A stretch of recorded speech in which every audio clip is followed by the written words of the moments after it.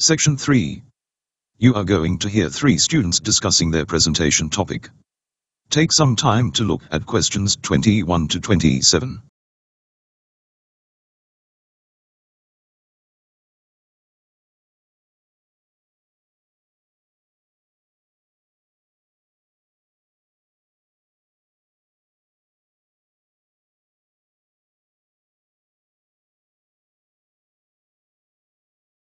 Now listen and answer questions 21 to 27. Hi Dennis, hi Diane. Let's get to it. Well, the topic of the presentation is problems of the transition from school to university. The purpose of the presentation is to think of ways to help students to better cope with their academic work. Let's start by talking about 2 problems faced by all first-year students. They are, time management and working in groups. University students seem to have a lot of free time available and they could have a whole day without any lectures or seminars. So, in other words, university life is sort of unstructured compared to school, and we often have to hold discussions and do assignments in groups which can cause lots of problems for first-year students. We've all searched for useful materials in the library and on websites, so let's see what we found out. I'd like to start off by asking Dennis to tell us about time management. As I see it, the most important thing is to learn and use organizing and time management skills. I think you're right. The books say we should make 3 kinds of timetables, such as the semester planner, the weekly planner, and a diary for everyday work. Go on. A semester planner is for things you must do and don't change, such as tests and exams, and assignment due dates. A weekly planner is for you to put down classes and extracurricular activities, while the diary is an action list which you can use for everyday work such as pre-lecture readings, homework, and family functions. They help students organize their time in a systematic way. To a certain extent, yes, but they are not always helpful. Research shows that it's maybe difficult to stick to planners, like it may be difficult to control time in collecting information for papers and projects. I couldn't agree more. It's hard to fit in part-time jobs, extracurricular activities, and social life with academic studies. Some social activities just pop up at the last minute and you feel bad turning down invitations.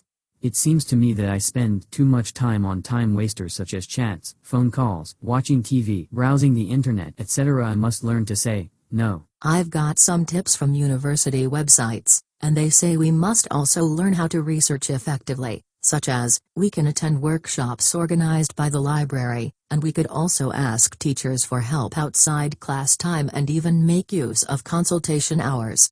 This is important because we need to do a lot of reading and assignments in a short time period. Well, we're running out of time, so, let's move on to the second problem. What's your view on working in groups, Diane? Before listening to the rest of the audio, take some time to look at questions 28 to 30.